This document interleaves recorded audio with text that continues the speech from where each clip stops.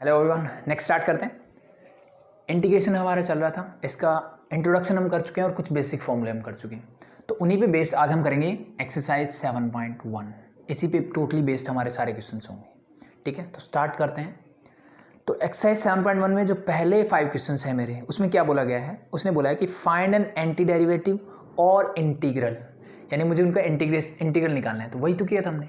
Yes, of the following function by the method of inspection. अब नई चीज़ क्या लगा दी इसने बोला है मुझे कि ये जो इंटीग्रल मुझे निकालना है ना, ये मेथड ऑफ इंस्पेक्शन निकालना है।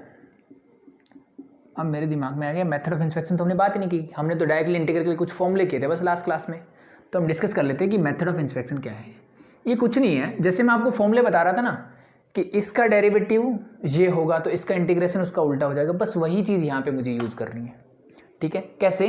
ये कैसे पूछेगा मुझे कि ये बोल मेथड ऑफ इंस्पेक्शन से क्या होगा कि मुझे cos x का क्या निकालना है, इंटीग्रल निकालना है या एंटी डेरिवेटिव, एक ही बात है। cos x का इंटीग्रल या इंटीग्रल निकालना है मुझे। तो वो मुझे बताना कैसे है? वो मुझे ऐसे बताना है कि ये मुझे बोलेगा कि भाई किस फंक्शन का मैं डेरिवेटिव करूं ताकि मुझे cos x मिल जाए। बात तो एक ही है। इस cos x का इंटीग्रल क्या है? That fx। तो ये fx मुझे directly by the method of inspection बताना है। तो मुझे याद आएगा कि भाई अगर मैं sin x का डेरिवेटिव कर दूं तो वो मुझे मिलता है cos x। तो बाय इंस्पेक्शन मैंने डायरेक्टली डेरिवेटिव के फॉर्मूले से देखा कि ये मुझे गिवन था, मुझे ये निकालना था कि किसका डेरिवेटिव cos x होगा। तो मैंने बोला sin x का cos x होता है, तो it means the integral of cos x is sin x। तो इस मेथड से हम करेंगे। ठीक है, जनरली ऐसे क्वेश्चन एग्जाम में नहीं पूछे जाते हैं, तो just for the sake of completion हम इसको कंप्लीट करेंगे। क्वेश्चन नंबर 1 आपको गिवन है, मुझे क्वेश्चन नंबर 1 गिवन है sin 2x। sin 2x, तो इसको सॉल्व करते हैं। ये इसका क्या बताना है मुझे? इंटीग्रल निकालना है। क्या निकालना है? इंटीग्रल निकालना है, but by the method of inspection. तो अब याद करो कि साइन जो है किसका डेरिवेटिव होता था। तो मुझे याद आएगा कि dy बाई डी एक्स अगर मैं किसका करता हूँ, cos का।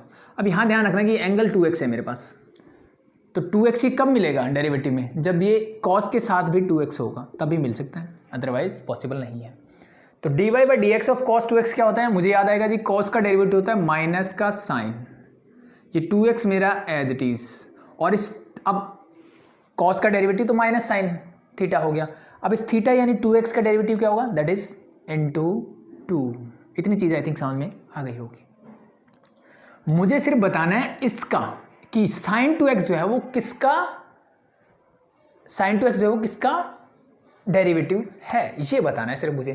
तो मैं यहाँ से sin 2x को यहीं रखता हूँ, बाकी चीज़ों को ले जाता हूँ इधर।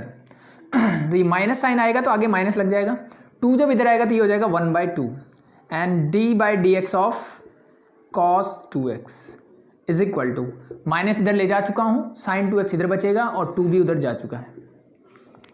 ठीक है, अब ये कांस्टेंट टर्म है, क्या मैं इसको अंदर लेके जा सकता हूँ? हाँ, ये हमने डेरिवेटिव में पढ़ा हुआ है, डिफरेंशिएशन जब हम पढ़ते थे कि कांस्टेंट टर्म को मैं बाहर या अंदर लेके जा सकता हूँ, कोई फर्क नहीं पड़ेगा उस चीज़ से। तो dy by d x of क्या हो जाएगा, इस माइनस को अंदर लेके जाओ तो ये हो जाएगा माइनस cos 2x और divide by 2 is equal to sin 2x। यानी sin 2x जो है वो किसका डेरिवेटिव है? ये है minus cos 2x divide by 2 को अगर मैं डिफ्रेंशिएट करूँगा तो मुझे मिलेगा sin 2x मिलेगा। ठीक है, बस यही बताना था। तो देयरफॉर मैं बोल सकता हूँ the anti derivative of anti derivative, या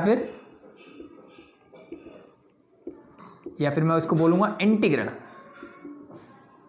integral of sin 2x is equal to minus cos 2x divide by 2। That's your answer. ठीक है, बस ये सिंपल सा काम करना है। ठीक है, इसका मतलब मुझे सिर्फ डेरिवेटिव के फॉर्मूले याद करने हैं और कुछ नहीं करना। नेक्स्ट क्वेश्चन नंबर 2 दिया इसने cos 3x, अब sin 2x की बजाय दे दिया cos 3x। तो आई थिंक इससे इंटरलेट कर सकते हो, खुद से ट्राई करो पहले, उसके बाद एक बार वीडियो को रोक दो, पहले ट्राई करो फिर देखना कि क्या होता है। तो अब देखो, ये तो मैं पहले डिस्कस कर चुका हूँ। क्वेश्चन नंबर 3 में इसने बोला cos 3x किसका डेरिवेटिव होगा, और वी कैन से cos 3x का इंटीग्रल क्या होगा।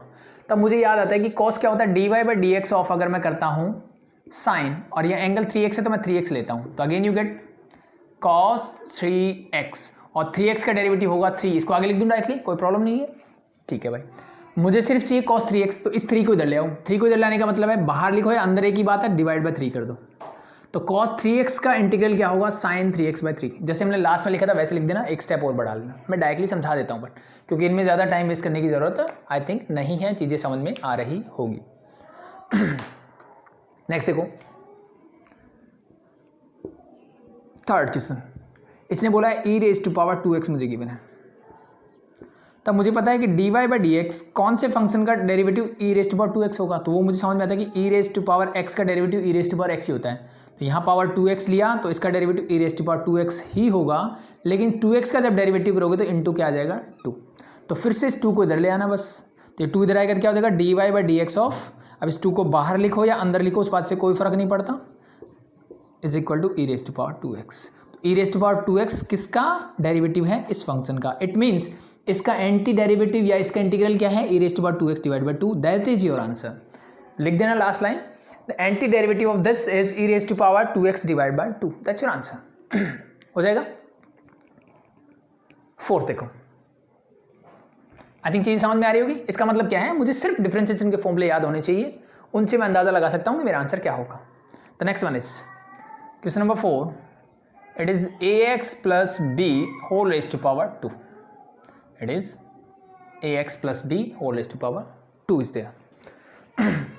अब पावर 2 कब आएगी, मुझे पता है कि जब मैं डिफ्रेंशिएट करता हूँ तो पावर 1 कम हो जाती है। इसका मतलब क्या है, dy/dx ऑफ, अगर मैं सेम फंक्शन का डिफ्रेंशिएशन करूँ, सिर्फ पावर ऊपर क्या कर दो, 1 बढ़ा दो, तो आपको जो आंसर में है ये मिल जाएगा। चेक करके देखते हैं। पावर क्या करोगे, 3 पावर आगे इसका, दिस बिकम ax + b और पावर 3 - 1 दैट इज 2। ये चीज़ समझ में आ गई होगी। पावर आगे, बेस मेरा एज इट इज और पावर 3 - 1, ये डिफ्रेंशिएशन आपको आना चाहिए, अदरवाइज चीज़ें दिक्कत करेगी। तो पहले डिफ्रेंशिएशन अच्छे से कर लेना। नाउ पावर का होने के बाद बेस का करोगे, तो बेस में ax का डेरिवेटिव क्या होगा, a तो कांस्टेंट है तो ये एज इट इज आ जाएगा। x का डेरिवेटिव होता है 1, लिखने की जरूरत नहीं है, और b का डेरिवेटिव होगा 0, वो भी लिखने की जरूरत नहीं है। मुझे सिर्फ ये चाहिए आंसर में कि ये किसका डेरिवेटिव है, तो बाकी चीज़ों को ले आओ इधर। तो this become dy/dx of, this is your ax + b whole cube 3a, ये इधर आएगा तो नीचे आ जाएगा, that is equal to ax + b whole square. It means the anti derivative of this is this is your answer by the method of inspection. समझ में आई चीज़ें। तो ये हो गया क्वेश्चन नंबर 4। जिसका डेरिवेटिव थोड़ा भी अच्छा है वो ये क्वेश्चन बहुत आराम से कर लेगा। अब देख लेते हैं question number 5।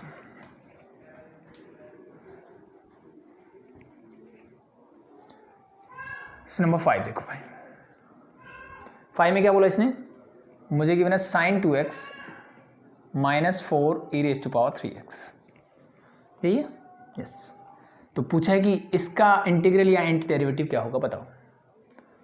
sin 2x I think हम पहले ही कर चुके हैं, तो पहले इसको देख लेता हूँ फिर इसको देख लेता हूँ, दोनों सब्ट्रैक्ट कर देंगे, आंसर मिल जाएगा। Yes no. अब sin 2x किसका होगा, तो मैं देखता हूँ dy/dx of, sorry, cos 2x का डेरिवेटिव क्या होगा। cos का डेरिवेटिव होता है जी साइन, और 2x मेरा एज इट इज, और साथ में आएगा माइनस का साइन। cos का डेरिवेटिव -sin 2x। अब 2x का क्या होगा, इंटू 2।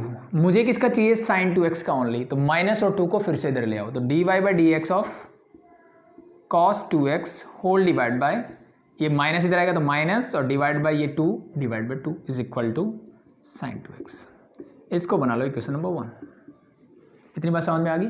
और ये मैं डायरेक्टली लेके आ रहा हूँ क्योंकि मुझे पता है इनको बाहर लिखो, अगले स्टेप में अंदर लिखो, ये बच्चों वाले काम करने के बजाय ट्राई है कि मैं डायरेक्टली कर दूँ, लेकिन मुझे समझ में आना चाहिए कि मैं अंदर क्या, तो कोई भी कांस्टेंट टर्म होगी, मुझे पता है कि अगर मैं k dy/dx ऑफ कोई भी फंक्शन f(x) है तो इस k को अंदर लिखो बाहर लिखो कोई फर्क नहीं पड़ेगा। अल्टीमेटली हम बाहर ले लेते हैं, इसका डेरिवेटिव करते हैं क्योंकि इसका ही होना है अल्टीमेटली, तो कांस्टेंट मेरा अल्टीमेटली बाहर आ जाता है। तो इस k को चाहे अंदर ले जाओ, ये दोनों बातें एक ही हैं। ठीक है, ये प्रॉपर्टी हम डिफरेंशिएशन में पढ़ चुके हैं। हो जाएगा। तो फर्स्ट इसका आ गया मेरे पास। अब मुझे चाहिए 4e⁻3x का, तो dy/dx ऑफ, अब मुझे पता है e⁻3x यानी e⁻x का डेरिवेटिव तो e⁻x ही होता है, तो e⁻3x मैंने एज इट इज रखा, और 4 साथ में था तो 4 भी मैंने एज इट इज रख दिया। इसका डेरिवेटिव देखो क्या होगा, ये 4 तो बाहर आ जाएगा, ई रेस टू पावर 3x का हो जाएगा ई रेस टू पावर 3x, और 3x का करोगे तो इंटू आ जाएगा 3। मुझे किसका चाहिए, 4 e raise to power 3x, इस वाले पोर्शन का चाहिए। इस 3 को इधर ले आओ, 3 को इधर ले आओगे तो डिवाइड बाय हो जाएगा 3। आई थिंक चीज़ समझ में आ रही होगी। That is your equation number 2।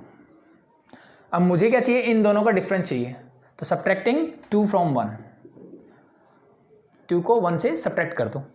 इधर क्या बचेगा, ये हो जाएगा dy by d x of minus cos 2x divide by 2, और इसमें से क्या माइनस करना है 1, तो लेफ्ट में से लेफ्ट, राइट हैंड साइड में से राइट हैंड साइड, यहाँ बचेगा dy by d x of 4 e raise to power 3x divide by 3 is equal to sine 2x minus 4 e raise to power 3x। इसका ये किसका derivative है, यहाँ से मिलेगा। अब मुझे पता है ये एक फंक्शन है, ये एक फंक्शन है, अलग अलग डेरिवेटिव, बीच में प्लस माइनस है, कुछ भी हो, तो क्या मैं इसको ऐसे लिख सकता हूँ, dy by d x of, पहला फंक्शन लिखा cos 2x divided by 2 minus 4 e raise to power 3x divide by 3 whole equal to as it is जो मुझे चाहिए, that is sine 2x minus 4 e raise to power 3x। इसका derivative पूछा था, तो that is your answer. तो मैं लिखूंगा anti derivative of this is this. और ऐसा क्यों कर सकते हैं, ये भी प्रॉपर्टी हमने डिफरेंशिएशन में पढ़ी, और लास्ट क्लास में मैंने इंटीग्रेशन में बताया था कि सेम प्रॉपर्टी हम इंटीग्रेशन में भी यूज कर सकते हैं। यानी क्या है कि अगर मेरे पास dy by d x of दो फंक्शन है fx प्लस gx, मान लो कोई भी 2 3 4 5 कुछ भी हो, सबके लिए एप्लीकेबल होगी, ठीक है, यहाँ प्लस माइनस कुछ भी हो सकता है, डजेंट मैटर। तो मैं इनको dy by d x of fx, जो भी साइन होगा plus minus dy by d x of gx भी कर सकता हूँ। तो इसको मैं ऐसे और इसको मैं ऐसे भी लिख सकता हूँ, तो मैंने इस वाली चीज़ को ऐसे लिख दिया यहाँ पे। That's your answer. I think चीज़ समझ में आ रही, क्लियर हो रही, ठीक है। तो ये थे पहले 5 question by the method of inspection. अब हम डायरेक्टली क्वेश्चन नंबर 6 से क्या करेंगे, डायरेक्टली इंटीग्रल के फॉर्मूलेज यूज करेंगे, ठीक है। तो स्टार्ट करते हैं 6, क्वेश्चन नंबर 6। वैसे तो ये क्वेश्चन जो है इस एक्सरसाइज में नहीं होना चाहिए था, ये नेक्स्ट में 7.2 में होना चाहिए था मेरे लिए, ठीक है। बट यहाँ पे भी हम कर सकते हैं, वहाँ पे हम कुछ अलग तरीके से करेंगे, यहाँ कुछ अलग तरीके से करेंगे। कैसे करेंगे उसकी बात करते हैं। पहले तो कुछ चीज़ें उसके लिए जान लो कि इस क्वेश्चन को मैं सॉल्व कैसे करूँ। तो अब यहाँ पे अगर देखोगे तो मेरे पास 2 टर्म है, एक ये है और एक ये है, और बीच में है मेरे पास प्लस का साइन। बीच में क्या है, प्लस का साइन। तो ये चीज़ मैंने कल भी बताई थी, फिर से रिपीट कर देता हूँ कि अगर मुझे ऐसे कुछ मिले कि integration of fx plus gx अगर मुझे मिलता है dx, तो मैं उसको कैसे लिख सकता हूँ, मैं उसको लिख सकता हूँ integration of fx dx and plus integration of gx dx। बस ये चीज़ ध्यान रख लेना कि अगर बीच में प्लस माइनस है तो मैं उन टर्म्स को अलग कर सकता हूँ। प्लस है, माइनस होता तो नो प्रॉब्लम, बीच में माइनस लगा दो, दैट्स ओके। तो इसका मतलब मैं इसको क्या कर सकता हूँ, मैं इस टर्म को ऐसे लिख सकता हूँ integration of 4 e raise to power 3x into d x, plus का साइन बीच में as it is, and integration of 1 dx। I think ये चीज़ समझ में आ गई होगी, पहली चीज़। दूसरी चीज़, अगर मुझे ऐसे कुछ मिलता है इंटीग्रेशन ऑफ, ये प्रॉपर्टी ऑफ इंटीग्रेशन चल रहा है एक तरह से, k fx dx, अगर कुछ ऐसे गिवन हो तो मैं इस constant term, k is a constant, तो मैं इस कांस्टेंट को बाहर ले सकता हूँ जैसे हम डिफरेंशिएशन में करते थे वैसे ही। This become your fx of dx। ये चीज़ ध्यान रख लेना बस कि जैसे मैं इंटीग्रेशन में कर सकता हूँ वैसे ही मैं डिफरेंशिएशन, सॉरी जैसे मैं डिफरेंशिएशन में करता था वैसे ही इंटीग्रेशन में भी कर सकता हूँ, ठीक है। तो इसका मतलब ये 4 बाहर आ सकता है, तो मैं इस 4 को बाहर लिख लेता हूँ। इंटीग्रेशन ऑफ बचेगा 3x dx plus integration of 1 लिखने की जरूरत नहीं होती, दैट इज डायरेक्टली dx। इतनी चीज़ क्लियर हो गई होगी। इतना होने के बाद क्या ई रेज़ टू पावर 3x का मैंने कोई फॉर्मूला पढ़ा था? जी मैंने फॉर्मूला पढ़ा था कि इंटीग्रेशन ऑफ अगर ex dx मुझे करना हो लास्ट क्लास में, तो वो होता है e raise to power x plus C. E raise to power x plus C ही होता है। बट मैंने ई रेज़ टू पावर 3x का तो कोई फॉर्मूला नहीं पढ़ा, तो क्या करें? तो मेथड ऑफ इंस्पेक्शन मैंने किया है, यस किया है, और उससे मैंने ई रेज़ टू पावर 3x का इंटीग्रल भी पता किया था, ठीक है। नहीं आया समझ में तो एक बार फिर से देख लो। आई थिंक ये चीज़ें हटा देता हूँ, ये चीज़ समझ में आ गई होगी कि अगर मैं dy बाई डी एक्स निकालता हूँ किसका, ई रेज़ टू पावर 3x का, तो मुझे मिलेगा e raise to power x का, तो e raise to power x ही होता है, मतलब e raise to power 3x ही होगा डेरिवेटिव। 3x का जब डिफरेंशिएशन करोगे तो वहाँ पे मुझे मिलेगा इंटू 3। क्या मिलेगा? इंटू 3। तो इस 3 को ले आओ इधर, 3 जब इधर आएगा तो ये हो जाएगा डिवाइड में 3।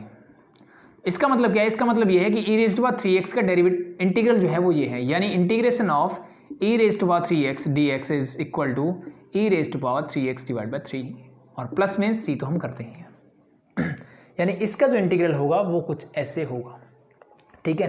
तो इसका इंटीग्रल क्या होगा, ऐसे होगा। ये मैं नेक्स्ट एक्सरसाइज में दूसरा मेथड है उससे बताऊंगा, अभी के लिए सिर्फ ऐसे याद रखो, ठीक है, सिर्फ अभी के लिए। आगे जब चीज़ें करेंगे हम तो आप ये डायरेक्टली वन लाइनर हो जाएगा, आपको ऐसा कुछ करने की ज़रूरत नहीं पड़ेगी। तो दिस बिकम योर 4 मेरा as it is, this become your e⁻3x whole divide by 3 and plus let मैं इसको c1 लिख देता हूँ क्योंकि कांस्टेंट तो इसके बाद भी आने वाला है, तो सबको तो मैं c नहीं लिख सकता, सबके कांस्टेंट अलग अलग होंगे ना, सेम तो नहीं होंगे, तो इसको मैं अलग लिखूंगा। अब बात करते हैं dx की। तो इंटीग्रेशन ऑफ dx क्या होगा, मैंने पढ़ा था जी, ये होता है x प्लस सी। क्या होता है, x प्लस सी होता है। क्यों, क्योंकि x का डेरिवेटिव होता है 1, तो 1 का इंटीग्रेशन क्या होगा, x होगा। तो this become your x plus c2, x plus c2। अब ध्यान से देखो एक चीज़ और सीखने को मिलेगी यहाँ से। इसको मैं एज इट इज लिख सकता हूँ 4e⁻3x/3, कोई दिक्कत नहीं है, प्लस x को भी मैं एज इट इज लिख देता हूँ। ये बचा c1 एंड c2, ये दोनों क्या है मेरे, ये दोनों मेरे कांस्टेंट हैं। कांस्टेंट मतलब ये कुछ ऐसी टर्म होगी, मान लो ये 5 होगा, ये 7 होगा, तो क्या मैं 5 और 7 को ऐड कर सकता हूँ, हाँ बिल्कुल कर सकते हैं।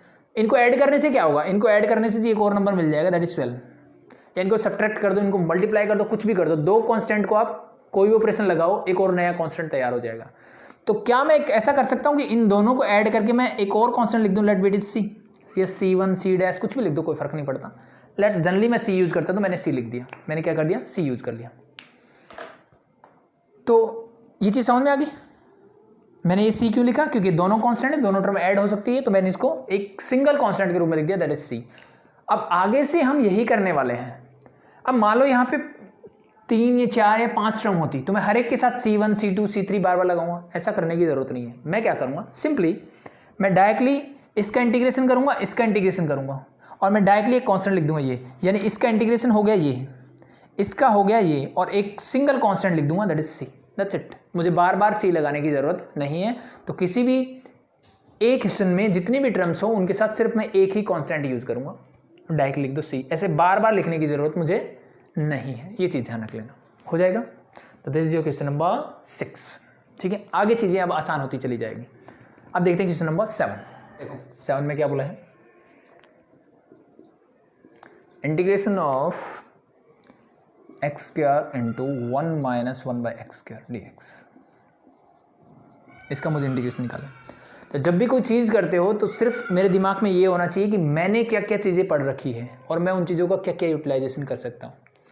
तो जब मैंने ये चीज़ें देखी x², तो मुझे दिमाग में आना चाहिए कि मैंने इससे रिलेटेड तो सिर्फ एक ही फॉर्मूला पढ़ा था। कौन सा फॉर्मूला, मैंने ये पढ़ा था कि इंटीग्रेशन ऑफ x⁻n अगर मैं करता हूँ with respect to x, then you get x⁻n+1 whole divide by n+1 plus c। ये मेरा फॉर्मूला था, ये सुनो जी था। तो क्या मैं इसको ऐसे कर सकता हूँ, x⁻n तो है लेकिन उसके साथ कुछ और टर्म्स भी हैं, तो मुझे क्या करना चाहिए, मुझे इन टर्म्स को ऐसे करने की सोचनी चाहिए कि मैं इन टर्म्स को क्या इस फॉर्म में कन्वर्ट कर सकता हूँ।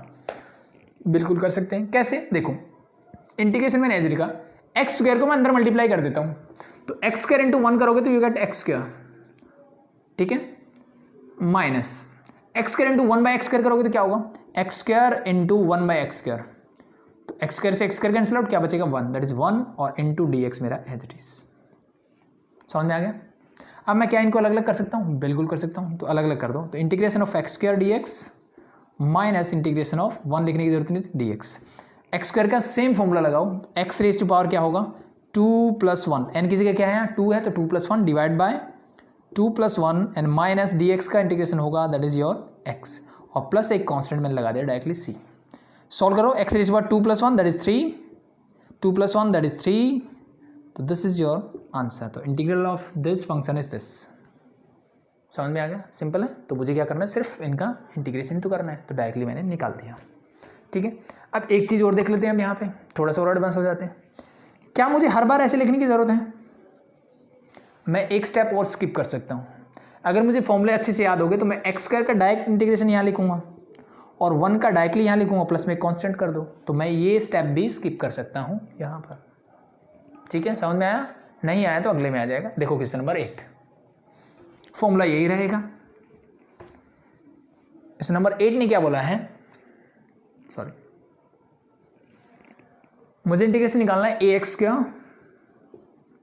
Plus bx plus c into d x.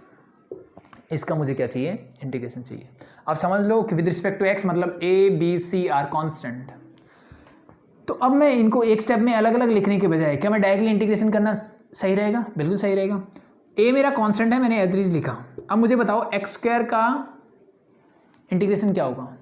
अभी अभी मैंने किया, ऊपर पावर 1 प्लस कर दो, यानी 2 + 1 दैट बिकम 3 और डिवाइड बाय कर दो 3, ये हो गया इसका। Plus b again a constant, x का डिफरेंशिएशन क्या होगा, सॉरी x का integration, sorry x raise to power कितनी है भाई, पावर 1 है, तो 1 + 1 करोगे तो 2 और जितनी पावर की उतनी ही डिवाइड में कर दो, हो गया काम। बाकी बचा c इज ए कांस्टेंट, तो बाकी क्या बचेगा c के अलावा? c तो कांस्टेंट है, x है नहीं, मतलब यहाँ क्या है c × 1 और 1 का इंटीग्रेशन होता है x और प्लस में हो जाएगा c। That's your answer. Simple है, आई थिंक हो जाएगा, समझ में आ रही होगी चीज़। दैट्स इट, ठीक है। जिसको इसमें दिक्कत हो रही है उसको अलग अलग कर लेना भाई। पहले इसको ऐसे लिख लेना, दूसरी term dx dx, third term c dx, सबका इंटीग्रेशन हो गया। a कांस्टेंट है, इसको बाहर निकाल लो, b कांस्टेंट है, इसको बाहर निकाल लो, c कांस्टेंट है, इसको बाहर निकाल लो। एक्स स्क्वायर का डिफरेंस इंटीग्रेशन, सॉरी यही होता है, a बाहर as it is, b as it is, x का डिफरेंस इंटीग्रेशन करोगे तो x² 2 एंड c के साथ x लग जाएगा क्योंकि 1 का इंटीग्रेशन c और एक कांस्टेंट c। अब यहाँ पे एक कन्फ्यूजन होगी, ये कौन सा c है, ये कौन सा c है, तो मुझे ये चीज़ें अलग करनी पड़ेगी। ये c डैश कर दो, c1 कर दो, कुछ भी कर दो, अलग कर दो यहाँ पे, ठीक है, या d यूज़ कर लो, कोई दिक्कत नहीं उससे, ठीक है। इन जनरल हम c यूज़ करते हैं, तो अगर आपको पहले से कोई ऐसा ही कॉन्स्टेंट दिखता है तो ये दोनों कॉन्स्टेंट सेम नहीं है, ये चीज़ ध्यान रखना। तो इनको मुझे अलग अलग करके दिखाना पड़ेगा, तो इसको c डैश, c1, c2 जो आपका दिल करे वैसे करके दिखाओ, क्योंकि c मेरे पास ऑलरेडी पहले से है यहाँ पे, ये ध्यान रखना। नेक्स्ट बढ़े। अब अगर चीज़ें समझ में आ रही है तो फटाफट होंगे क्वेश्चंस मेरे। 9 देखो, question number 9, integration of 2x² plus e raise to power 2x² plus e raise to power x dx। 2 तो कांस्टेंट है जी, बाहर आ जाएगा। x² का इंटीग्रेशन क्या होगा, हमने अभी पढ़ा कि पावर 1 बढ़ा, 2 + 1 that is 3 divide by 3 plus e raise to power x का इंटीग्रेशन होता है e raise to power x ही और प्लस हो जाएगा c। That's your answer. Simple है। तो पहले अगर हो सके तो खुद से ट्राई कर लेना क्योंकि आसान है बहुत। इस नंबर 10 ने बोला है integration of √x - 1/√x whole square dx। ठीक है, अब एक चीज ध्यान रखना है यहाँ पे डिफरेंशिएशन की तरह मत शुरू हो जाना। जितने मैंने फॉर्मूले करे यहाँ डिफरेंशिएशन की तरह शुरू नहीं होना है कि पावर 2 है, पहले मैं पावर का इंटीग्रेशन कर देता हूँ फिर मैं अंदर वाले टर्म का इंटीग्रेशन, ऐसा इंटीग्रेशन में नहीं होता है। यही चीज़ मुझे दिमाग में रखनी है कि ऐसा इंटीग्रेशन में पॉसिबल नहीं है। तो मुझे क्या करना पड़ेगा, मेरे पास एक फॉर्मूला है, मैं इसी को स्टैंडर्ड फॉर्म में यूज कर सकता हूँ, इसी को मैं स्टैंडर्ड फॉर्म में यूज कर सकता हूँ। सिर्फ ये चीज़ ध्यान रखना। जितने भी मेरे डिफरेंशिएशन में अलग था, पहले पावर का करो, मतलब सीक्वेंस में मेरे पास क्या था, चेन रूल था, बट यहाँ पे ऐसा कोई चेन रूल नहीं है। तो इसका मतलब मैं यहाँ पे इस पावर को पहले सॉल्व नहीं कर सकता जैसे मैं डिफरेंशिएशन में करता था कि पहले इसका इंटीग्रेशन कर दो 2 + 1 और डिवाइड बाय 3 हो जाएगी, फिर अंदर वाले का इंटीग्रेशन अलग से कर दो। ऐसा नहीं, इंटीग्रेशन में ऐसा नहीं कर सकता। तो मुझे क्या करना पड़ेगा, मुझे इसे स्टैंडर्ड फॉर्म में लेके x raise to power something की फॉर्म में चाहिए मुझे, ना कि x + 1/x की फॉर्म चाहिए। ठीक है, तो क्या कर सकता हूँ मैं यहाँ पे, तो सिंपल सा मुझे दिख रहा है, क्या मैं इसका स्क्वायर खोल सकता हूँ? Yes, this is your a - b whole square. a - b whole square क्या होता है, a² मीन्स √x का square plus b² means 1/√x का स्क्वायर माइनस 2 × √x × 1/√x, यही होगा। a² + b² माइनस 2ab सबके साथ मेरा dx एज इट इज, और इसका करना है मुझे इंटीग्रेशन। स्क्वायर से रूट करोगे तो स्क्वायर से रूट कैंसिल आउट, मेरे पास बचेगा x यहाँ पे plus 1 as it is, square से रूट फिर cancel out 1/x minus √x से √x कैंसिल आउट, क्या बचा -2, और इसका मुझे चाहिए इंटीग्रेशन। इसका क्या चाहिए मुझे, इंटीग्रेशन क्या होगा बताओ। x का इंटीग्रेशन पावर 1 है, ऐड करोगे तो क्या हो जाएगा x² डिवाइड बाय 2, समझ में आ गया। एक पावर बढ़ा दो, डिवाइड में वही पावर कर दो, प्लस 1/x ये हमने लास्ट फॉर्मूला यही किया था और मैंने बोला था इसी में कन्फ्यूजन होगी। तो integration of 1/x dx is log of x और mod x होता है जनरली। इन जनरल हम mod x प्लस सी यूज़ करते हैं। mod x बनता है क्यों? क्योंकि ये जो डिफाइन है, log जो डिफाइन होता है वो x इज ग्रेटर देन 0 के लिए ही होता है, इसलिए मोड लगाते हैं ताकि ये नेगेटिव ना हो। तो 1/x का क्या हो जाएगा? That is your log of mod x। ठीक है, -2 का -2x और प्लस में एक कांस्टेंट तो लगाना ही पड़ेगा। -2 मेरा एज इट इज, इसके साथ x नहीं है तो x रेज़ टू पावर 0 है, मतलब मुझे सिर्फ अगर कोई कांस्टेंट टर्म मिले, सीधी सी बात है, कोई कांस्टेंट मिले तो उसका इंटीग्रेशन में सिर्फ x लगा दो उसके साथ, दैट्स इट। तो that's your answer for this one. ठीक है, अब कई बार आपको ये भी हो सकता है कि कुछ बुक्स में इसको डायरेक्टली log x यूज़ करते हैं, तो इट्स ओके, नो प्रॉब्लम, कोई दिक्कत नहीं है। कुछ लोग log x यूज़ करते हैं, कुछ log of mod x use करते हैं, बट अगर दोनों चीज़ें गिवन हो तो दिस इज़ राइट। ठीक है, एक्चुअली में ऐसा ही होना चाहिए, बट कुछ ये यूज़ करते हैं तो कोई बात नहीं, यूज़ कर रहे हैं तो कोई दिक्कत नहीं है। बट अगर ये दोनों ऑप्शन, मान लो मेरे पास ऑप्शन हैं, 4 ऑप्शन हैं, एक आंसर ये है, एक आंसर ये है, तो this is your correct answer और दिस। ठीक है, ये ध्यान रखना, ये नहीं है, ये मेरा करेक्ट आंसर होगा। तो this is your question number 10। आगे बढ़े, चीज़ें समझ में आ रही होगी। बस यहाँ पे क्या है, सिंपल डायरेक्ट फॉर्मूले हैं मेरे, बस थोड़ा सा मैनिपुलेशन करना पड़ेगा आप चीज़ों को ताकि मैं एक स्टैंडर्ड फॉर्म में ले आऊँ। तो याद रखना, इंटीग्रेशन हमेशा स्टैंडर्ड फॉर्म में होगा। The next one is question number 11, x raised to power 3 plus 5x square minus 4 whole divided by x square dx। तो अभी p बाई क्यू की फॉर्म में है, u बाई वी। क्या मेरे पास यहाँ पे क्वेश्चन फॉर्मूला है? कोई डेरिवेटिव को तो हमने पढ़ा था, बट इंटीग्रेशन में नहीं पढ़ा तो मेरे पास जो फॉर्मूला है उसी में कन्वर्ट करने की कोशिश करो। कैसे कर सकता हूँ मैं? बहुत सिंपल है, इंटीग्रेशन ऑफ, क्या मैं इसको x raise to power divide by x square plus 5x square divide by x square and -4 divide by x square, क्या मैं इसको ऐसे लिख सकता हूँ? यस और नो? ये हम सब जानते हैं, डेरिवेटिव को मैं अलग अलग टर्म्स के नीचे लिख सकता हूँ, नो प्रॉब्लम। ठीक है, अगेन यू जब आप एलसीएम लोगे तो ये बन जाएगा एज इट इज। ठीक है, तो मैथमेटिक्स में आगे या पीछे जाओ कोई फ़र्क नहीं पड़ता, अगर आप दोनों चीज़ें कर सकते हो तो ही सही है, अदरवाइज आप गलत कर रहे हो। एक्स स्क्वायर पावर 3 है तो इससे ये पावर कैंसिल आउट हो जाएगी, स्क्वायर से स्क्वायर कैंसिल आउट हो जाएगा। तो ये मेरे पास क्या, इंटीग्रेशन ऑफ एक्स प्लस ये बचेगा 5 minus 4 as it is, x square ऊपर जाएगा तो x raise to power -2 dx। कर दो इंटीग्रेशन, एक्स का इंटीग्रेशन, पावर 1 बढ़ा दो, 1 है तो 2 हो जाएगी, डिवाइड बाय 2 प्लस 5, कॉन्स्टेंट के साथ सिर्फ एक्स लगा दो, हो गया इंटीग्रेशन। माइनस का 4, एक्स रेज़ टू पावर -2 अब यहाँ पे, तो एक्स का क्या होगा, एक्स रेज़ टू पावर -2, तो +1 करना है और नीचे as it is -2 + 1, -2 + 1 means minus का 1, ये यहाँ पे भी होगा और ये यहाँ पे भी होगा, प्लस में मेरा एक कॉन्स्टेंट सी। स्टैंडर्ड फॉर्म में करना है तो माइनस पावर को नीचे ले आओ, तो ये तो एक्स स्क्वायर डिवाइड बाई 2 ही रहेगा, प्लस का 5x भी रहेगा, माइनस का 4 और ये नीचे आएगा तो ये माइनस माइनस हो जाएगा प्लस, मेरा पहले तो एक्स रेज़ टू पावर -1 नीचे आएगा तो हो जाएगा एक्स रेज़ टू पावर +1, मतलब लिखने की ज़रूरत नहीं है, और प्लस कांस्टेंट मेरा as it is. That's your answer. Easy है भाई, बहुत आसान है। I think this is question number 11। तो जस्ट मैनिपुलेशन है, तो बेस्ट है कि आप खुद से ट्राई करें पहले। ठीक है, और मेरे हिसाब से आप सारे क्वेश्चंस खुद से कर सकते हैं अगर आपको सिर्फ फॉर्मूले याद है तो। 12 देखो, x³ सेम क्वेश्चन है, बस थोड़ा सा चेंज कर दिया इसने। क्या चेंज कर दिया कि नीचे रूट में टर्म दे दिया आपको, तो इससे डरने की ज़रूरत नहीं है मुझे, इससे डरने की ज़रूरत नहीं है मुझे। वही step same as it is करो, x³ डिवाइड बाई क्या हो जाएगा, √x plus 3x divide by again √x and last is 4 divide by √x, bracket close और साथ में लिख दो dx। ये dx लिखना मत भूलना और ब्रैकेट लगाना भी मत भूलना, क्योंकि सबके साथ है, मैंने अलग अलग नहीं किया है अभी भी। ठीक है, तो नेक्स्ट स्टेप क्या होना चाहिए, थोड़ा सा मैनिपुलेट कर लेते हैं। ये x³ है, रूट का मतलब होता है power 1/2।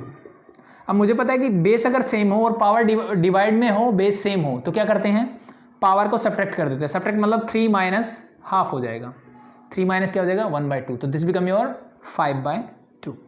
X raise to power क्या बचेगी यहाँ 5/2 plus 3 into x raise to power, यहाँ 1 है, ये पावर 1/2, तो 1 minus half that is half, plus 4, तो अब यहाँ तो एक्स ऊपर नहीं है तो एक्स को डायरेक्टली ऊपर ले जाओ तो x raise to power -1/2 dx। अब ये समझ में आया कि मैंने -1/2 के लिए रूट एक्स है, ऊपर जाएगा तो रूट एक्स का मतलब है पावर 1/2, ऊपर जाएगा तो पावर हो जाएगी नेगेटिव। डिनोमिनेटर से न्यूमरेटर या न्यूमरेटर से डिनोमिनेटर में जब आप बेस को लेके आओगे तो पावर का साइन हमेशा चेंज हो जाएगा।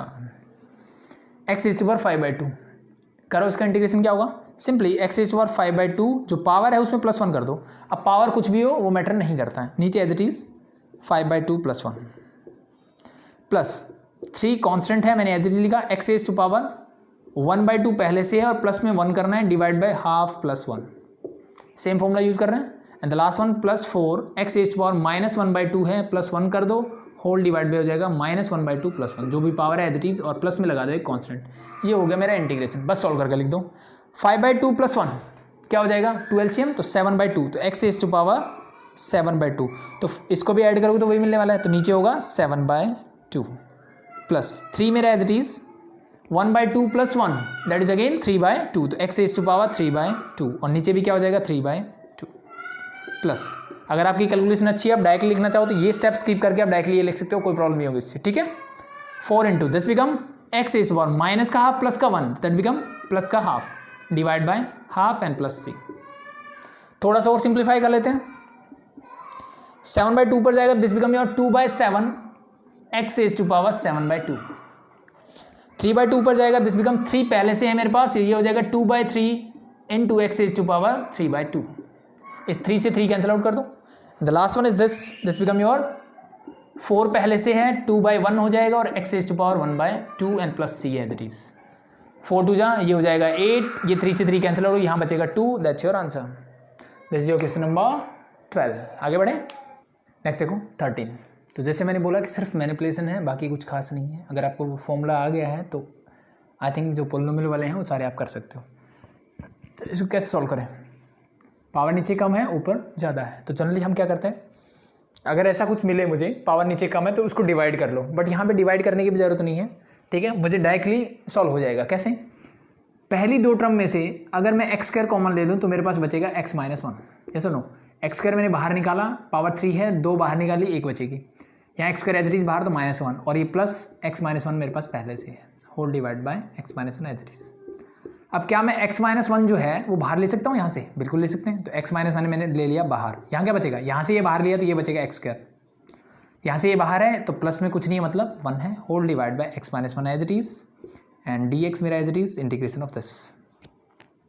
इससे मैं ये कैंसिल आउट कर दूँ? बिल्कुल कर सकते हैं। x² का इंटीग्रेशन क्या होगा? x³ डिवाइड बाय 3 प्लस 1 का इंटीग्रेशन होगा x और प्लस में एक constant, that's your answer. Simple है, आई थिंक बहुत सिंपल है। इसको पहले से कर चुके हैं। रूट एक्स को अंदर ले जाओ बस, तो ये हो जाएगा रूट एक्स और एक्स रेज़ टू पावर मैं बोल सकता हूँ इसको 1/2। आप इसको ऐसे लिख सकते हो, नो प्रॉब्लम। इसको अंदर लेके जाओगे तो माइनस, यहाँ एक्स रेज़ टू पावर 1 है, यहाँ 1/2 है, तो 1 + 1/2। बेस अगर सेम हो तो पावर क्या हो जाती है? ऐड हो जाती है। तो 1 + ½ दैट इज 1.5 मीन्स 3/2, तो एक्स रेज़ टू पावर 3/2 और इसका मुझे करना है इंटीग्रेशन। तो x raise to power 1/2 means x raise to power 1/2 + 1, 1/2 + 1 means 3/2 और whole divide by 3/2 minus this become x raise to power 3/2 + 1 that become 5/2 divide by 5/2 plus एक constant c। इसको c को लगाना मत भूलना। 3/2 को ऊपर लेके जाओ, दिस बिकम 2/3 और ये हो जाएगा 2/5, that's your required answer. Simple है। तो थोड़ा जल्दी जल्दी कर रहे हैं, आई थिंक चीज़ें समझ में आ गई होगी। ज़्यादा डिटेल में जाना मतलब बोरियत वाला काम हो जाएगा। फिर 14 हो गया, 15 देखो, 15 भी सेम ऐसा है। क्या गिवन है? That is root x into 3x² + 2x + 3, 3x² + 2x + 3 × dx। ठीक है, तो बस सेम रूट एक्स को अंदर ले जाओ, दिस बिकम 3 × x, यहाँ पावर 2 है, रूट का मतलब है power 1/2, power 1/2, 2 + ½ 2.5 means 5/2 plus 2 × x raise to power 1 यहाँ पे है, हाफ इंटू क्या हो जाएगा x raise to power 3/2 and plus 3 के साथ लग जाएगा x raise to power 1/2 and dx मेरा इट इज 3 कांस्टेंट है बाहर। x रेज़ टू पावर 5/2 + 1 करोगे 7/2, नीचे as it is 7/2 plus 2 × x raise to power 3/2 + 1 that is 5/2 divide by 5/2 and the last one 3 into x raise to power half plus 1 that is 3/2 divide by 3/2 and plus हो जाएगा c। अब इसको ऊपर ले जाओ, cancel out कर लो, जो 3 से 3 कैंसिल आउट हो जाएगा, 2 से यहाँ नहीं होगा, ये एज इट इज मल्टीप्लाई कर लेना, ऐड कर लेना, आई थिंक कर सकते हो, डू इट। 15 नाउ 16। अब कुछ अलग आएंगे क्वेश्चंस, तो हम बढ़ते हैं क्वेश्चन नंबर 16 की तरफ। The integration of 2x minus 3 cos x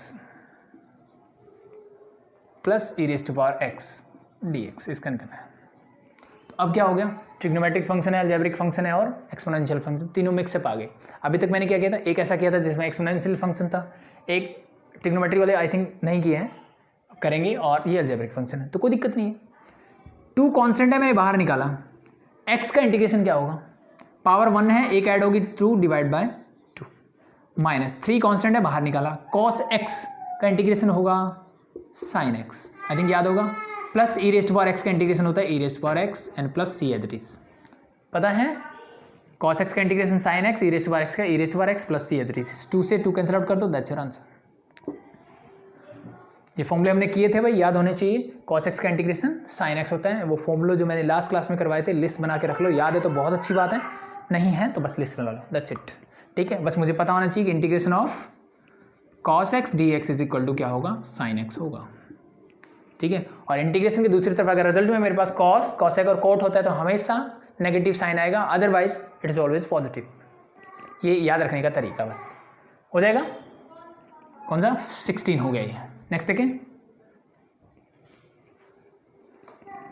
17, it is 2x square minus 3 sin x, same ही है, 2x square minus 3 sin x plus 5 root x dx, 2x square minus 3 sin x plus 5 root x dx। 2 तो मेरा as it is, x square के लिए क्या होगा, x cube divide by 3, power 1 बढ़ा दो, divide by 3, minus 3 is a constant, sine x का integration होता है cos x, लेकिन माइनस का, ये चीज़ याद रखना, integration of sine x dx is minus cos x plus c, negative sine आएगा, तो ये नेगेटिव और नेगेटिव मिलके हो जाएगा पॉजिटिव, 3 cos x हो गया काम खत्म, प्लस 5 रूट x का मतलब है x इज पावर 1/2, तो जब 1 पावर ऐड करोगे this become 3/2 whole divide by 3/2 और प्लस में हो जाएगा c, 3/2 को ऊपर ले जाओ तो 2/3 मीन्स 10/3, दैट्स योर आंसर। बहुत सिंपल आई थिंक। चलो थोड़ा सा मुश्किल करते हैं हम। क्वेश्चन नंबर 18, इसने बोला है सीकेंड x into secant x plus tangent x dx। अब देखो प्रोडक्ट रूल तो मेरे पास है नहीं, तो सीधी सी बात है, अंदर तो मल्टीप्लाई तो करना ही पड़ेगा मुझे, सिंगल टर्म तो बनानी पड़ेगी। Secant x into secant x करो, you get secant square x plus secant x into tangent x, this become secant x into tangent x dx, मेरा as it is integration of this. अब मुझे पता होना चाहिए सीकेंड स्क्वायर एक्स का integration क्या होता है, integration of secant square x dx क्या होता है, that is your tangent x plus C. Tangent x का डिफरेंशिएशन क्या होता था, सीकेंड स्क्वायर एक्स, तो इसका इंटीग्रेशन क्या होगा, टेंजेंट एक्स। तो एक चीज तो कंफर्म होगी, इसका तो इंटीग्रेशन हो गया टेंजेंट एक्स। ये किसका डेरिवेटिव होता था, सीकेंड एक्स का, तो इसका मतलब integration of सीकेंड x tangent x dx क्या होगा, दैट इज सिंपली सीकेंड एक्स, क्योंकि सीकेंड एक्स का डिफरेंशिएशन ये होता था, तो इसका इंटीग्रेशन ये होगा, तो प्लस में क्या हो जाएगा, सीकेंड एक्स प्लस सी। यानी अगर आपको सिर्फ फॉर्मूलेज याद हैं तो आपके क्वेश्चंस में कोई दिक्कत नहीं है, हो जाएगा। Next question number 19, I think जल्दी नहीं हो रहा होगा, अगर आपको फॉर्मूले पता है तो जस्ट, याद नहीं है तो कोई बात नहीं, पेज पे लिख लो, सिर्फ टैली करते रहो, no problem. Question number 19, second square x divide by cos x square x, इसका पूछा है मुझे। तो अब फिर से मेरे पास क्वेश्चन रूल तो नहीं है, तो क्या किया जाए, सॉरी dx लगाना भूल गया मैं, सिंप्लीफाई करते हैं, मैनिपुलेट करते हैं, और ट्रिग्नोमेट्री में सबसे अच्छा तरीका क्या था मैनिपुलेट करने का, साइन को उसमें चेंज कर लो। तो integration of secant square x होता है 1 बाय cos square x whole divide by cosec होता है 1 बाय साइन स्क्वायर एक्स dx। इसको ऊपर लेके जाओ तो क्या हो जाएगा, ये ऊपर जाएगा तो sign square x divide bye 1 हो जाएगा, और ये एज इट इज तो नीचे क्या है मेरे पास कॉस स्क्वायर एक्स, तो ये sine square x divide by cos square x, ऊपर जाएगा तो साइन बाय कॉस बचेगा, integration of this with respect to dx। Sine by cos होता है टेंजेंट स्क्वायर है तो एज इट इज तो this become your tangent square x, और इसका करना है मुझे इंटीग्रेशन। क्या मेरे पास कोई फॉर्मूला है जो मैंने पढ़ा हो, तो मैंने टेंजेंट एक्स का इंटीग्रेशन पढ़ा था, वो भी नहीं पढ़ा मैंने, तो टेंजेंट स्क्वायर का तो मतलब ही नहीं बनता, तो क्या किया जाए। तो अब मेरे दिमाग में आना चाहिए कि टेंजेंट किससे रिलेटेड है, तो मुझे आएगा कि मुझे पता है कि 1 प्लस टेंजेंट स्क्वायर थीटा होता है सीकेंट स्क्वायर थीटा। क्या मुझे सीकेंट स्क्वायर थीटा का इंटीग्रेशन पता है? जी बिल्कुल पता है। क्या मुझे 1 का पता है? हाँ पता है। तो क्या मैं इसको इन दोनों में चेंज कर सकता हूँ? बिल्कुल कर सकते हैं। तो यहाँ से निकाल लो, tangent square theta is equal to क्या हो जाएगा सीकेंट स्क्वायर थीटा, और 1 उधर जाएगा तो -1। इसको इसकी जगह रख दो, तो इंटीग्रेशन ऑफ ऊपर लिख दूँ secant square theta -1 D, sorry x है तो एक्स ही लिखेंगे dx। सीकेंट स्क्वायर एक्स किसका डिफरेंशिएशन होता था? टेंजेंट एक्स का। इसका मतलब इसका इंटीग्रेशन क्या होगा tangent x, sorry minus as it is 1 का इंटीग्रेशन होगा कांस्टेंट के साथ सिर्फ x लगा, तो 1 के साथ x लगा दिया, प्लस में c हो जाएगा, दैट्स योर आंसर। सिंपल है। क्वेश्चन नंबर 20 आ गया भाई, सिंपल मैंने मैनिपुलेट किया है, बस इंटीग्रेशन के तो डायरेक्ट फॉर्मूले लगाने हैं बस हमें। अभी क्या कर रहे हैं, सिर्फ डायरेक्ट फॉर्मूले पढ़ रहे हैं हम, जितने भी मैंने किए थे वो बस डायरेक्ट फॉर्मूले पढ़ रहे हैं, उसके अलावा नहीं। ये है क्वेश्चन नंबर 19 हो गया। 20 क्या बोले, लास्ट 3 हैं 2 - 3 sin x divided by cos square x dx। क्या किया जाए, फिर से क्वेश्चन रूल नहीं है, तो ऐसा दिखते ही मेरे समझ में क्या आना चाहिए, या तो कुछ फैक्टराइज वगैरह होके कैंसिल आउट हो, लेकिन ये ट्रिग्नोमेट्री वाले हैं तो कुछ फॉर्मूले वगैरह लगेंगे, तो हम क्या करते हैं साइन को उसमें चेंज करने की सोचते हैं, तो ये साइन को उसमें पहले से ही है, तो और क्या किया जाए। तो मेरे पास यहाँ पे सिर्फ एक ही ऑप्शन मुझे दिख रहा है कि मैं इसको 2 divide by cos square x और -3 sin x divide by cos square x, क्या मैं इसको ऐसे लिख सकता हूँ? मैंने डिनोमिनेटर को दोनों न्यूमरेटर वाले शर्म के नीचे अलग अलग कर दिया, कोई फर्क पड़ेगा नहीं? बिल्कुल कर सकते हैं ऐसा। अगर मैं ऐसा कर सकता हूँ, आगे क्या किया जाए, कॉस स्क्वायर एक्स को ऊपर लेके आओ, तो दिस बिकम योर 2 1 बाय कॉस क्या होता है सेक, तो ये हो जाएगा 2 सीकेंट स्क्वायर एक्स। चीज़ें समझ में आई, ट्रिग्नोमेट्री में पढ़ चुके हैं। 1 बाय कॉस क्या होता है सेक, स्क्वायर है तो एज इट इज, तो 2 sec square x -3 as it is. अगर मैं इस कॉस स्क्वायर एक्स को अब लिखता हूँ cos x into cos x, तो देखो साइन बाय कॉस होता है टेंजेंट, और कॉस ऊपर जाएगा तो ये हो जाएगा सेक एक्स। ये चीज़ें किसी को समझ में नहीं आई हो तो बता दो। कॉस स्क्वायर को ऊपर लेके गया सेक स्क्वायर एक्स हो गया, -3 मेरे एज इट इज था, साइन बाय कॉस हो गया टेंजेंट, और एक कॉस जो बचा उसको ऊपर लेके जाओ तो 1 बाय कॉस क्या होता है सेक होता है, हमें पता है, दैट्स इट। अब 2 तो मेरा कांस्टेंट है, मेरा एज इट इज रहेगा। मैं पूछता हूँ सेक स्क्वायर एक्स का इंटीग्रेशन क्या होगा, तो वो होगा जी टेंजेंट, क्योंकि टेंजेंट का डिफरेंशिएशन होता है सेक स्क्वायर एक्स। -3 मेरा as it is, tangent x secant x, ये किसका डेरिवेटिव होता है सेक एक्स का, तो इसका इंटीग्रेशन क्या होगा सेक एक्स, और प्लस का सी मेरा as it is, that's your answer. Simple है। अब लास्ट क्वेश्चन नंबर 21 एंड 22 दो बचते हैं, तो उनको देख लो बस, ठीक है। ऑप्शन वाले 4 ऑप्शन हैं, तो आई थिंक अभी तक चीज़ें क्लियर हो चुकी होंगी। जितनी प्रैक्टिस कर सको करो, बाकी देखेंगे आगे। कोई डाउट हो, कुछ भी चीज़ें समझ में नहीं आ रही तो कमेंट करो। इसने पूछा है एंटी डेरिवेटिव ऑफ और integral of √x + 1 by √x dx। I think ये तो बहुत सिंपल है, कर सकता हूँ मैं खुद से। √x का मतलब होता है x⁴1/2, ये √x है, ऊपर जाएगा तो क्या हो गया √x का मतलब फिर से 1/2, ऊपर जाएगा तो x⁻⁻1/2, तो प्लस x⁻⁻1/2। इसका मुझे करना है differentiation with respect to x। x⁻1/2 तो क्या हो जाएगा x⁻½ + 1 दैट इज 3/2, और नीचे हो जाएगा 3/2 प्लस x⁻⁻ का हाफ है और +1 होगा, तो this become x⁻½ divide by half. चीज़ समझ में आई, माइनस का हाफ प्लस का 1, तो हाफ बचेगा, सीधी सी बात है। और प्लस में c कर दो, तो ये ऊपर लेके जाओ, this become 2/3 x⁻³ this become plus, ये ऊपर जाएगा तो 2/1 मतलब 2, और x⁻1/2 मतलब रूट लगा दो, चाहे ऐसे लिख दो, वो आपका ऑप्शन देख लेना, जैसे हो आप ऐसे लिखो चाहे रूट लगा के लिखो, नो प्रॉब्लम, कोई प्रॉब्लम नहीं होगी। तो इसमें ऑप्शन कौन सा है आपका, तो 2/3 x⁻³ plus twice of x⁻½ plus c means c is your correct answer for this. ठीक है भाई, हो जाएगा। लास्ट और देख लेते हैं 20 dy/dx ऑफ fx। अब इसने थोड़ा सा चेंज करके दिया, देखो dy/dx of function fx is equal to 4x³ minus 3/x⁴। अब ये दिमाग लगाने वाला क्वेश्चन है थोड़ा, ये मुझे गिवन है। If dy/dx of fx is this such that f(2) is 0, और इसने क्या कंडीशन दी कि f(2) जो है मेरा क्या है 0 है, देन fx इज, तो मुझे fx बताना है क्या होगा।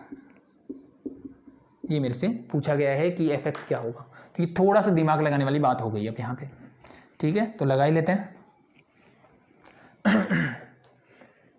dy/df fx इज दिस, इसका मतलब क्या है, इसका मतलब ये है कि अगर मैं इंटीग्रेशन करूं तो ये मुझे fx मिलना चाहिए। इसका मतलब सिंपल सा है कि integration of 4x³ minus 3/x⁴ with respect to x is equal to होना चाहिए f ऑफ x। यस और नो, इसका डेरिवेटिव ये है तो इसका इंटीग्रेशन क्या होना चाहिए, ये होना चाहिए। सिंपल सा कॉन्सेप्ट है, दैट्स इट। तो इसका कर लो इंटीग्रेशन 4x³ को मैं एक बार एज इट इज लिखता हूँ माइनस 3 इंटू x⁴ को मैं लिखूँगा x⁻⁴ ऊपर जाने के बाद इंटू हो जाएगा dx, दैट्स इट।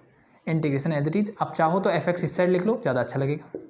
तो ये मेरा fx as it is equal to 4 मेरा एज इट इज, x³ का इंटीग्रेशन क्या होगा x⁻³ + 1 means 4 and divide by 4 minus 3 मेरा as it is x⁻⁻⁻ -4 + 1 minus का 4 प्लस का 1 become -3 and whole divide by क्या हो जाएगा मेरा -3। समझ में आ गया, जो पावर है वो नीचे और प्लस कर दो c, प्लस कर दिया मैंने c। इस 4 से 4 कैंसिल आउट, 3 से 3 कैंसिल आउट, माइनस माइनस हो जाएगा प्लस। तो f of x is equal to क्या आएगा x⁻⁴ minus minus plus x⁻⁻3 और we can say this 1 divide by x⁻3। Positive करने के लिए नीचे और प्लस में हो गया मेरा c। ये चीज़ समझ में आ गई, यानी fx मेरा ये आ गया। अभी तक नहीं आया, क्यों नहीं आया, क्योंकि इसने एक और कंडीशन दी कि f(2) जो है वो 0 है। इसका मतलब क्या है कि मैं c की वैल्यू भी निकाल सकता हूं। कैसे, पुट करो वैल्यूज। f(2) गिवन है 0, तो f(2) क्या होगा इज इक्वल टू, जहां जहां x दिखे वहां 2 रख दो, this become your 2⁴ plus 1 divide by 2⁻3, जहां x 3 and plus c and whole is equal to 0। यही होगा। सोल्व कर 2⁴ क्या होता है 4, that is 16 plus this is you become 1/8 and plus c whole equal to 0। c की वैल्यू चाहिए मुझे, c क्या आ जाएगा यहाँ से, c is equal to minus का 16 माइनस का 1/8। इनको सोल्व कर लो, c is equal to LCM is 8, this become 16 8 जाओ, this is 128 minus 1, it means this is -121 9 divide by 8। ठीक है भाई, हो जाएगा। तो ये किसकी वैल्यू है c। तो अब मुझे बताओ fx क्या होगा, fx तो यही होगा, सिर्फ c की जगह रख दो -129 divide by 8, that's your answer. आपसे इस टाइप के क्वेश्चन भी पूछे जा सकते हैं। ठीक है, बात वही थी, वह पूछने का तरीका अलग हो गया। तो इसमें देखो आंसर कौन सा है, x⁻⁴ plus 1/x³, it means your a is the correct answer for this question number 22। तो ये होगी आपकी फर्स्ट एक्सरसाइज कंप्लीट। ठीक है, आई थिंक मैंने थोड़ा जल्दी करवाया होगा मे बी, तो आई थिंक बहुत आसान है। तो बेस्ट सजेशन यही है कि पहले खुद से ट्राई करो, जो जो डाउट हैं वो वीडियो से आप देख सकते हो। तो जो फर्स्ट क्लास मैंने कराई थी और 2-4 क्वेश्चन होने के बाद चीज़ें आई थिंक समझ में आ गई, क्लियर हो गई होंगी। तो जितना आप खुद से प्रैक्टिस करोगे उतना आपके लिए बेटर है। मैंने कंप्लीशन के लिए कि अलग अलग डाउट्स हो सकते हैं बच्चों के, तो मैंने उस पॉइंट ऑफ व्यू से सारे क्वेश्चन करवाए हैं। ठीक है, तो ये आपकी 7.1 कंप्लीट है। नेक्स्ट हम इंटीग्रेशन, मेथड ऑफ इंटीग्रेशंस करेंगे और उसमें सबसे पहले होगा सब्स्टिट्यूशन मेथड। तो अभी के लिए थैंक यू। कोई भी डाउट हो कमेंट करें, नो प्रॉब्लम, दैट्स इट।